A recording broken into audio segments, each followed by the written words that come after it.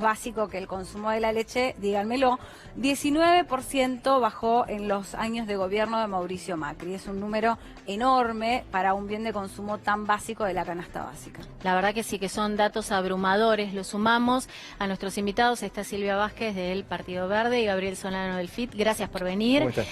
La verdad, lo que contaba Agustina, ¿no? Los datos son abrumadores. Hay 2.6 nuevos pobres en la Argentina que deja el gobierno de Mauricio Macri. Aún muchos de ellos son asalariados y son pobres, digo. ¿Cómo se ha diluido ese poder adquisitivo de gente que tiene hoy un trabajo registrado? Sí, bueno, Mauricio Macri nos deja un compendio de malas noticias. O sea, la verdad que tenés que leerlas porque es increíble el listado. No hay una sola cosa en la que encuentres que tenés un indicativo, un indicador que sea favorable.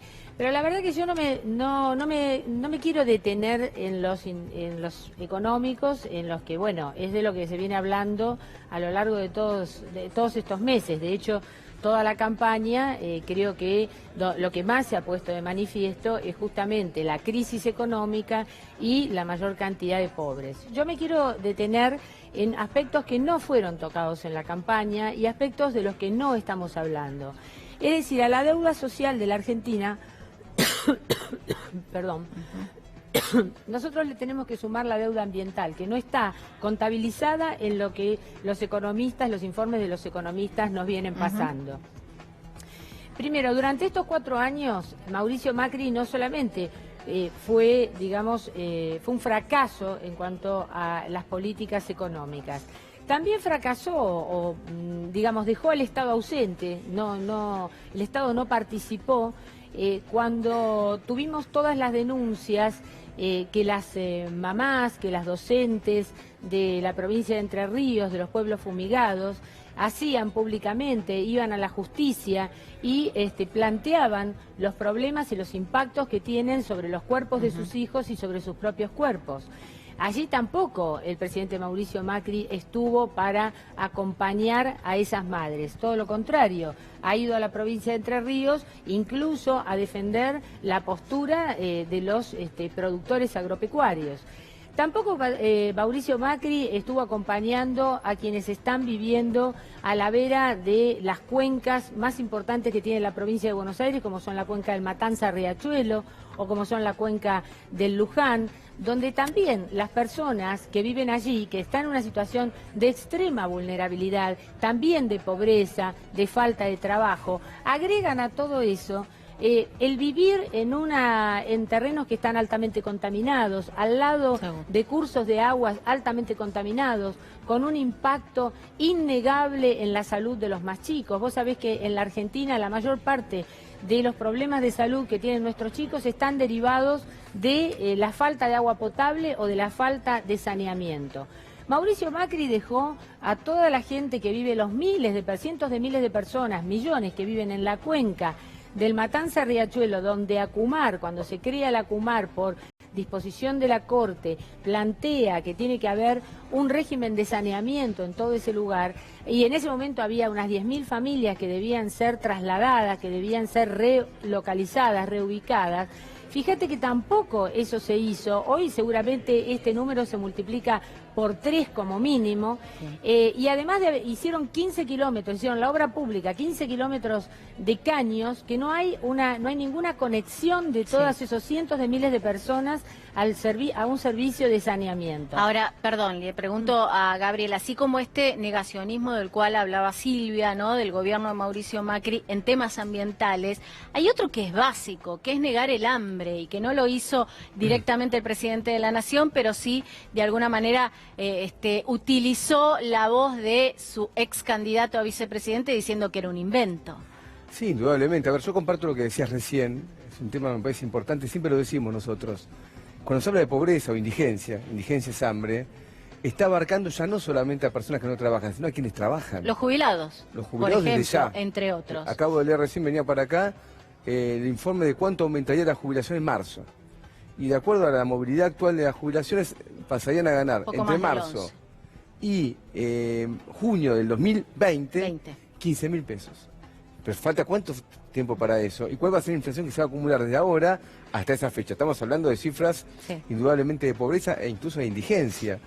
Los trabajadores, las cifras recién de inflación que daba Saim, uno las tiene que comparar con los aumentos salariales que hubo. Al trabajador que le importa la inflación versus el aumento salarial que tuvo. Y cualquier comparación, agarrar el mejor convenio y de ya el peor, esto va a ser mucho más grave, la pérdida oscila entre los 5 y 15 puntos de salario, siendo que también se perdió el año pasado. Es decir, que los trabajadores están ahora mismo sufriendo esta condición y la transición que tenemos ahora, esto es un tema que creo que es importante, vos veías los precios antes, ¿no? Pero junto con los precios que aumentan de una manera que es realmente impresionante, imparable, estamos teniendo una ola de despidos. Esto creo que lo tenemos que discutir. Está habiendo despidos en muchísimas empresas. Y algunos dicen que se están anticipando a que se pueda tomar alguna medida, por ejemplo, una doble indemnización, algún tipo de traba que encarezca el despido.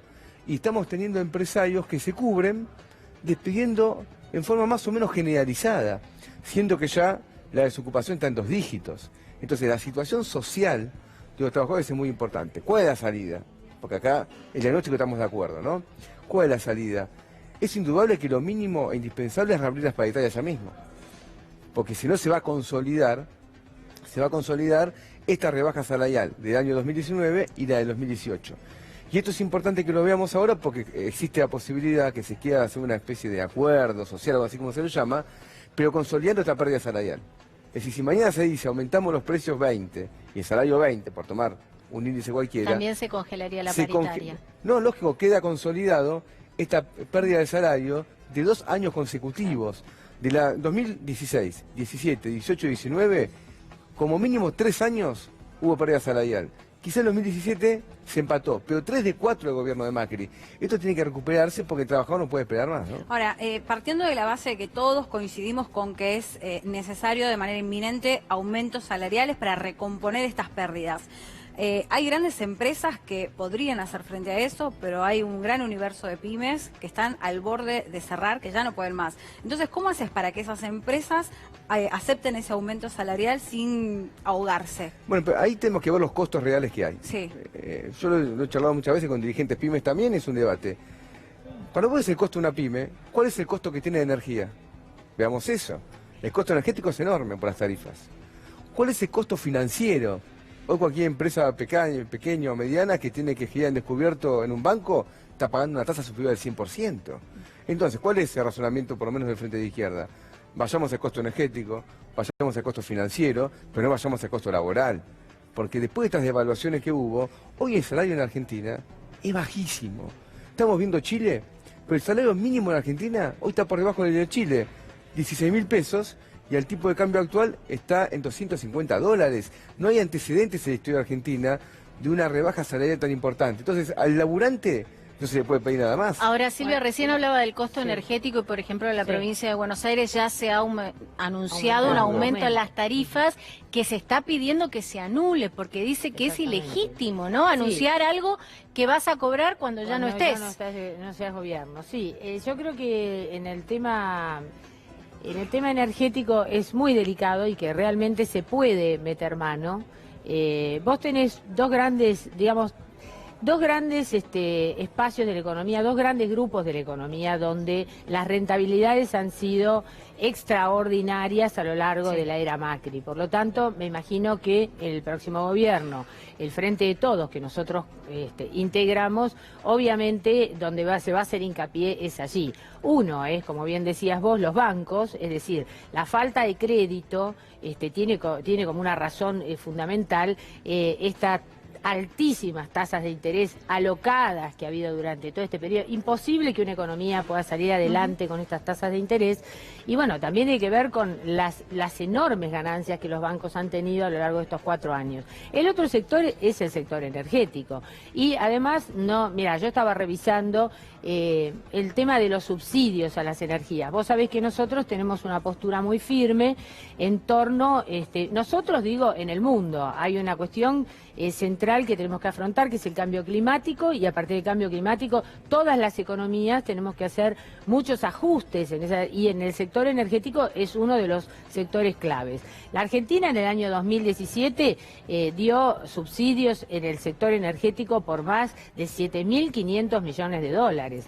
De aquí hasta el 2020 estaba pactado alrededor de 6.000 y pico de millones de dólares. Es decir, parte de esos millones de dólares que nosotros hemos pedido al Fondo Monetario Internacional, a ver si nos entendemos, para la producción de energías sucias y altamente contaminantes en un país donde todavía no se externaliza el costo ambiental de lo que producimos, es decir, acá se produce, se genera a partir de los hidrocarburos, se exportan hidrocarburos, pero resulta que de los pasivos ambientales que dejan todas estas empresas nos están quedando a las provincias y eventualmente a la nación. Entonces, más los impactos que tienen sobre la salud de las poblaciones que viven cercanas a ellos. Yo digo, hay sectores donde vos tenés que echar mano y creo que el próximo gobierno me parece que es ahí donde efectivamente tiene que hacerlo. Que son los sectores, Gabriel, que más ganaron durante estos 4 años. A ver, la dolarización que se estableció de tarifas no tiene racionalidad económica, salvo la ganancia de las empresas, porque ¿cuántas veces lo charlamos esto? El trabajador que está en una empresa petrolera no cobra en dólares, cobra en pesos. Quien transporta la energía en un camión cobra en pesos, no cobra en dólares. Le hemos bancado el precio. ¿Por qué los costos están en dólares cuando la economía está especificada? Claro. Entonces, acá hay que pasar a abrir realmente las cuentas a esas empresas para ver con ese beneficio que tienen. Esto es un punto clave porque yo he leído un plan que no estoy muy de acuerdo porque pasa lo siguiente. Ojo con Vaca Muerta, si le vamos a garantizar a Vaca Muerta, no a Vaca Muerta, a las empresas instaladas ahí, un precio preferencial, incluso para que no se note tanto en el consumidor, si le van a quitar impuestos al consumo, el Estado va a poner la plata, porque vos sacás impuestos que se conocen sobre las naftas, uno puede no ver tanto el aumento en la tarifa, pero eventualmente va a perder el Estado plata a favor de empresas. Entonces, creo que va a ser clave pasar a discutir una propuesta que hizo Frente de Izquierda de la campaña electoral, que se nacionalicen estos recursos naturales, porque se puede compatibilizar precios y también la cuestión ambiental, que es fundamental. Sí, yo creo que ahí hay un tema con Vaca Muerta. Primero creo que hay que desmistificar que no se puede hablar de este tema. Que no se puede hablar del impacto ambiental que tiene, del costo ambiental y del costo que tiene en términos de cambio climático, porque tengamos en cuenta algo, la Argentina tiene necesidad de vender, estamos todos de acuerdo que necesitamos exportar, que necesitamos esos dólares. Podemos discutir cuántos de esos dólares se pueden ir al pago de la deuda externa que hemos contraído como nación o no, pero lo cierto es que necesitamos esos dólares también para la compra de muchos insumos de lo que nosotros no producimos eventualmente.